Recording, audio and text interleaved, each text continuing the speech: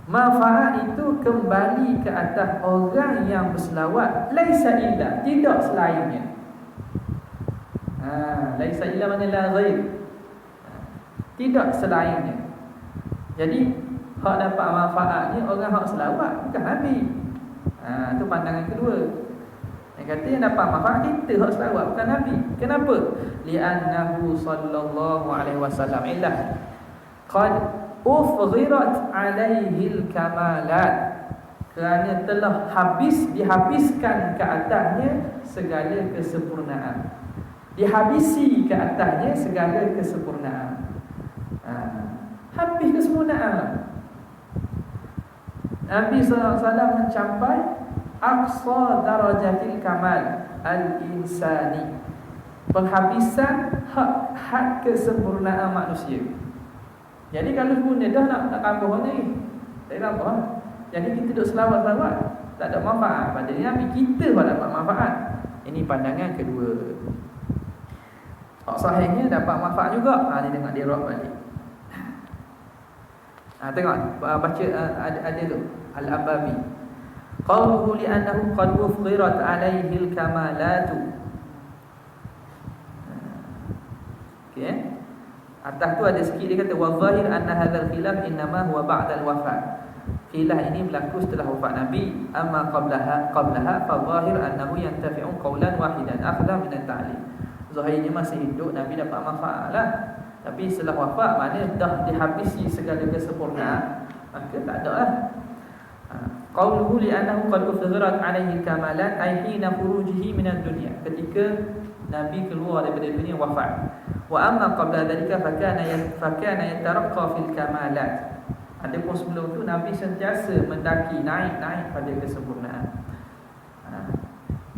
Itu pandangan yang dhaif yang kedua.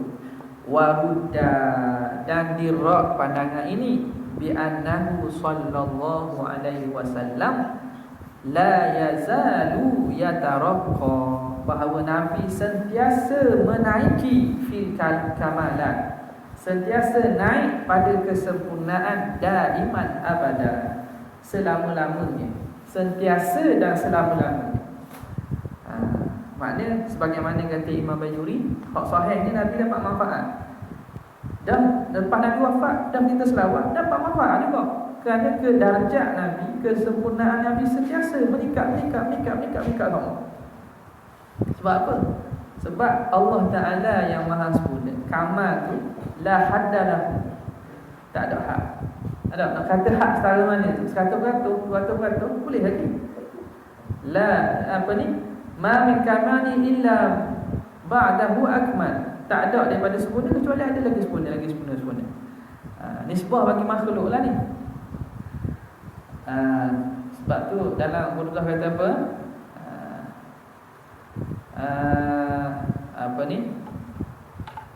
Tak ingat. Mana? Natiqun bifami.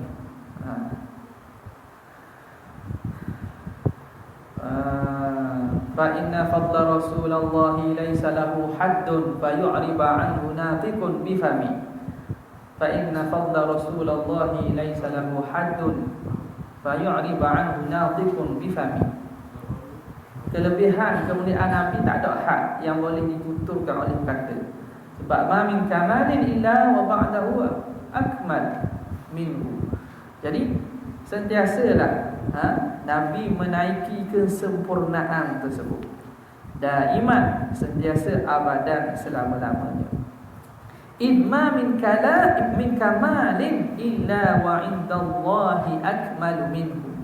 Kerana tidak ada sempurna satu kesempurnaan kecuali di sisi Allah ada yang lagi sempurna.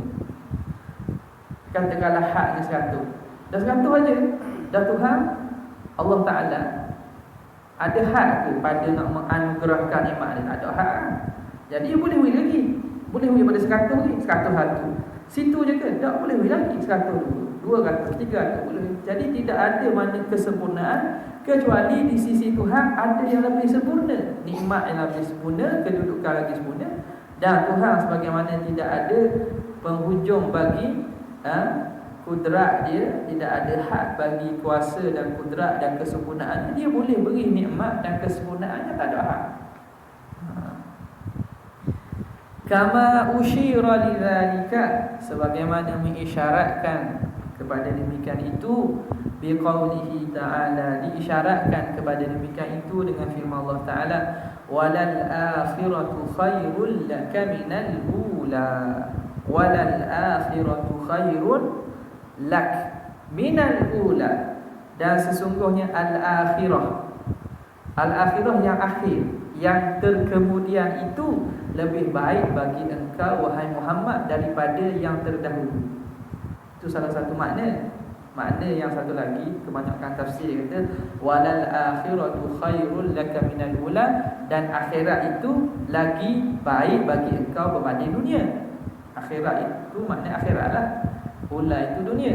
Salah satu tafsiran ulama, walal akhirah ai ma tak ma apa ni, akhirat al-qadim, yang akan mendatang itu, yang mendatang itu khairun, lagi baik minal ula, daripada yang telah dahulu. Maknanya apa yang akan ada itu lagi molek daripada sebelum. Ini menunjukkan isyarat. Sebab tu dia kata wa usyira, dan isyarat saja, dia bukan secara zahir tersurat, tapi tersirat. Menunjukkan bahawa Nabi ini, keadaan Nabi sentiasa naik, meningkat sama. Binaan ala ma qalahu ahlul haqiqah. Ini termasuk daripada tafsir isyari lah. Isyari, tafsir isyari yang tidak bercanggah. Kerana dibina atas apa yang berkata oleh ahli haqiqah, ahli ma'rifat.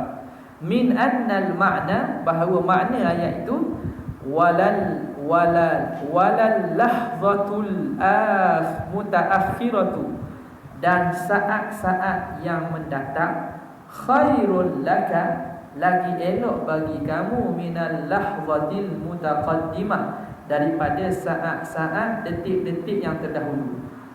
Detik-detik yang akan datang lagi molek daripada detik-detik yang sebelumnya. Okey. Jadi pandangan sahihnya, Rasulullah mendapat manfaat dengan doa selawat kita. Lakin kalau tadi ni hakikat, sekarang ni bicara adab. Lakin la yang bagi tasrihu bidzalika, tidak sayugia dizahirkan, dijelas, disebut secara zahir demikian itu. Makna benda ini sekadar untuk kita tahu saja, bukan untuk kita kebel kabur ke orang ataupun untuk buat cerita, untuk menzahirkan, tidak tasrih. Sayugia kita tak sebut. Gitulah makna. Sayugia tak sebut. Makna kita selawat. Nabi pun dapat manfaat dari kita. Buat kedai kopi. Kita selawat Nabi dapat manfaat. Buat dah petang-petang belajar kan. Nabi dapat manfaat kepada kita. Tak. La yang bagi tasrihu bidzalika. Wa qad asyara ba'dhum, sebab apa? Kerana nak menjaga maqam an-nubuwah, menjaga kedudukan Nabi SAW. Makna hakikat sebenar pun tak boleh nak cerita. Ulama larang. Wa qad asyara ba'dhum bidzalika, telah mensyaratkan sebahagian ulama pada demikian itu, biqaulihi wa sahhahu bi annahu yantafi'u bi salati sya'nuhu tafi'u lakinnahu la yanbaghi tasrihu lana bi dzal qawli wa dza sahihu. Ya, wa sahhahu, dan mensahihkan ulama, bi annahu yantafi'u, bahawa baginda Nabi mendapat manfaat, bi salati, dengan solat. Solat ni kita selawat ni, sya'nuhu murtafi'u, sya'nun Nabi murtafi'u bidhis salat, kedudukan Nabi terangkat dengan sebab selawat. Mana dia selawat dah terangkat. Mana Nabi dapat manfaat. Lakinnahu, tetapi sesungguhnya ia, la sya'an, lakinnahu la yanbaghi tasrih, tidak sayugia dizahirkan, disebut zahir, disebut jelas itu. Lana bidza, bidzal qawli wa dha sahihu. La yanbaghi lana at-tasrihu bidzal qawli. Itu takdir baik. La yanbaghi lana at-tasrihu bidzal qawli, ai bihadzal qawli. Dari syarat tidak sayugia bagi kita menzahirkan pendapat ini. Menzahirkan makna sebut secara depan umum orang awam tak sayugia, tak patut. Wa dha sahihun, dan inilah pandangan yang sahih. Sebab itu berkaitan dengan Rasulullah SAW ni kena beradab lah. Tak boleh buat barangan-barangan. Sebarang-barang kata mak kampung ke apa, tak boleh lah. Tak boleh. Tidak saya kira hak ni pun tak boleh ni.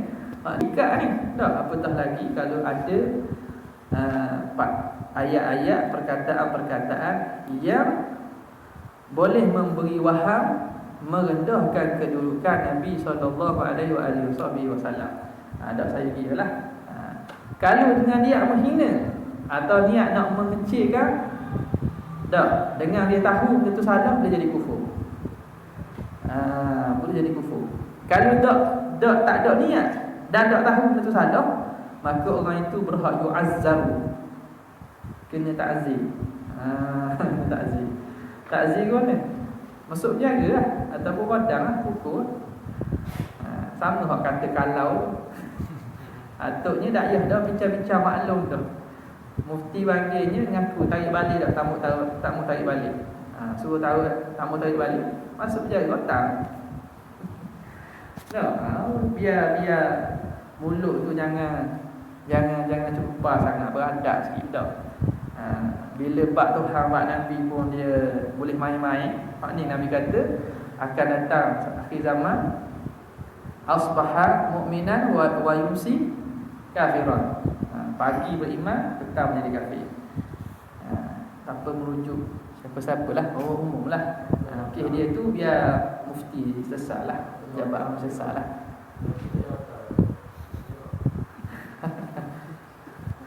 Mana? Siapa kata? Apa kata? Dari dulu lah. Hadza ma yata'allaqu bis-salati. Ini berkaitan dengan selawat. Nanti faham tak kita? Dan sayugia. Maknanya pandangan kedua tidaklah salah secara langsung.